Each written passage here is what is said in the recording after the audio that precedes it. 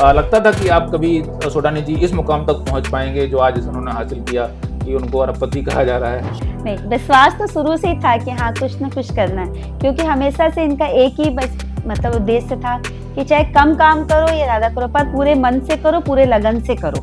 तो कौन से गुण गिनाना चाहेंगी आप? 1 2 3 4 5 सवाल। माँ बाप की सेवा सबसे बड़ा गुण है ये तो, और परिवार के प्रति अपना समर्पण, अपनी जिम्मेदारियों से कभी भी मुंह नहीं मोड़ा, चाहे कैसी भी परिस्थितियां हों। तो आपका योगदान बच्चों के एक विकास में ज्यादा रहा या सोडानी जी के विकास में ज्यादा रहा?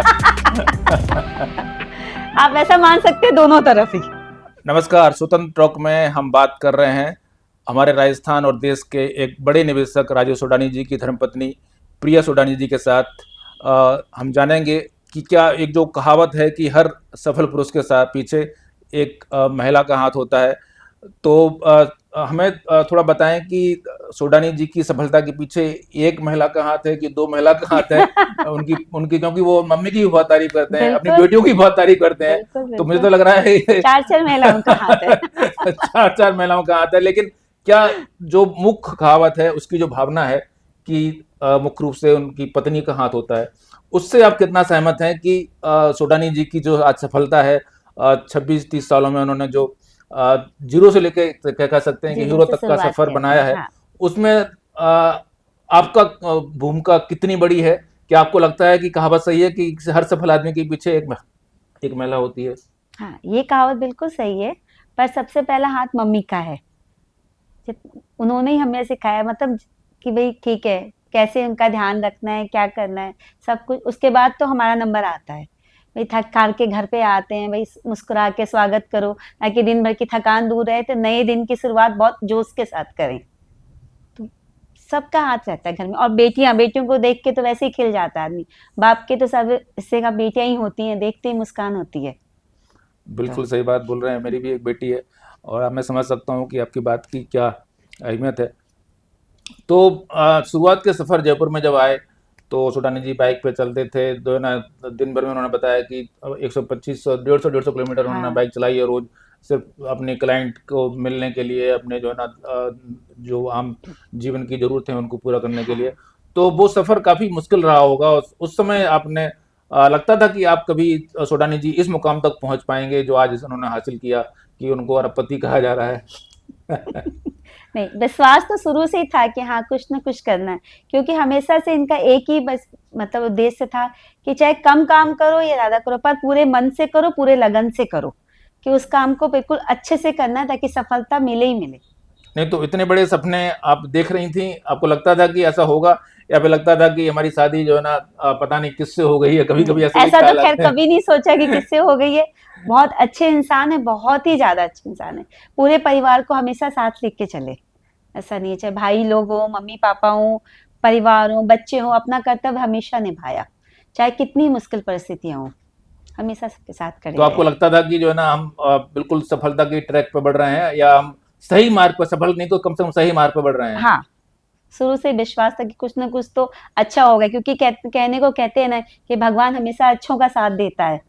तो इन्होंने बहुत मेहनत की और भगवान पे पूरा भरोसा था। तो कौन से गुण गिनाना चाहेंगी आप? 1 2 3 4 5 की जो है ना, आपको लगता था कि सोडानी जी में ये गुण थे जिससे आपको लगता था कि आप सही मार्ग पर चल रही हैं और हमें जो है ना आगे जाके एक खुशहाल जीवन, खुशहाल परिवार और खुशहाल समाज बनाने में आपकी भूमिका होने वाली माँ है? बाप की सेवा सबसे बड़ा गुण है ये तो।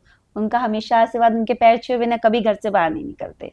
और परिवार के प्रति अपना समर्पण, अपनी जिम्मेदारियों से कभी भी मुंह नहीं मोड़ा, चाहे कैसी भी परिस्थितियां हों।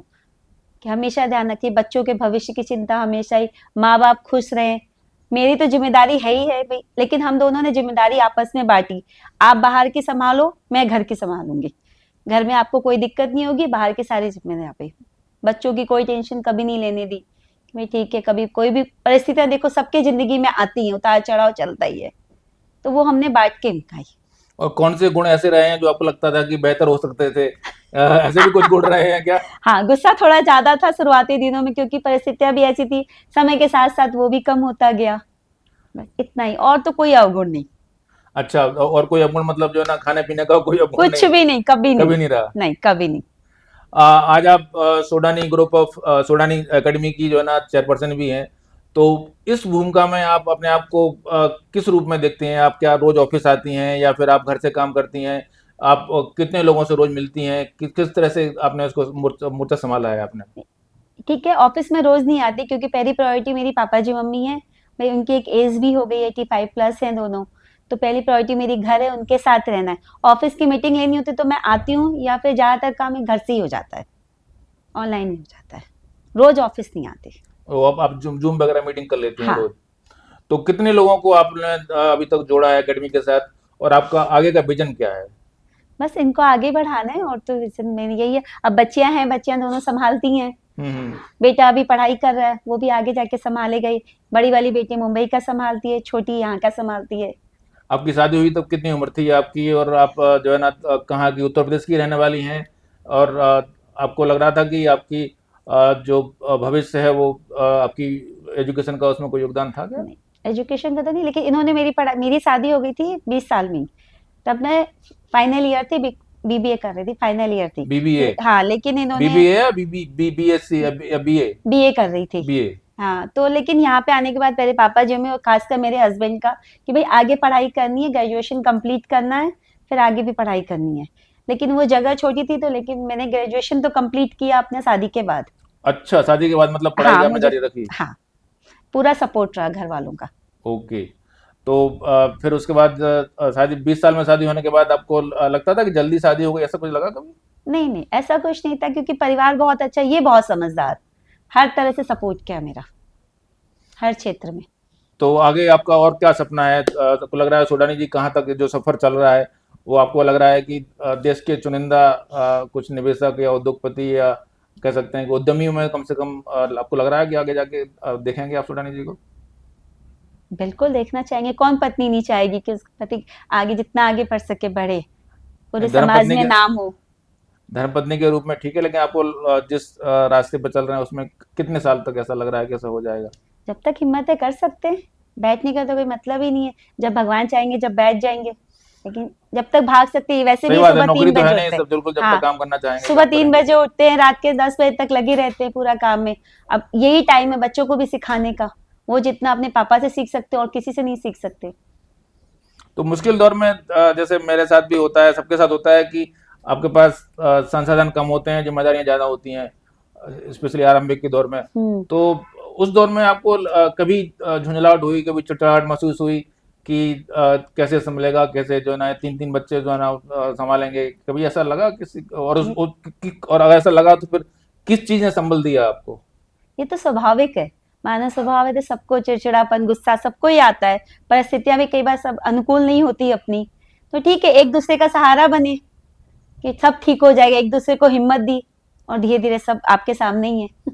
तो अब तो आपकी बेटियां, आपके बच्चे, बेटा भी, और आपको उन्होंने सुडानी जी ने बताया कि फाइनेंशियल रूप से इंडिपेंडेंट हो चुके हैं, फाइनेंशियल फ्रीडम हासिल कर चुके हैं। ये सोच के आपको कैसा लगता है?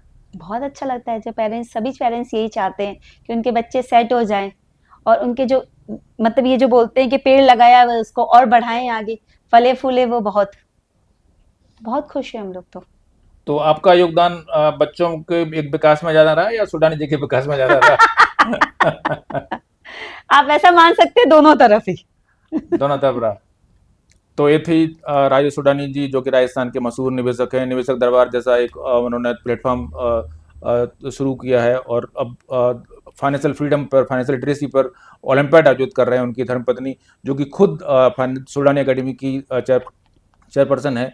वो चाहती हैं और उन्होंने उनका स्पर में वो चाहती हैं कि जैसे उनके बच्चे आज फाइनेंशियल फ्री हो चुके हैं, सभी पेरेंट इस फाइनेंशियल लिटरेसी और फाइनेंशियल फ्रीडम के रास्ते पर चलें और उसी तरह से सफलता हासिल करें जैसे वो अपने बच्चों को दे सकी हैं। और उन्होंने अपने पति के विकास में जो योगदान दिया, उस तरह से वो भी चाहेंगे कि सभी के पति उस तरह से देश के विकास में योगदान दें। नमस्कार, आप देख रहे थे हाँ। स्वतंत्र टॉक।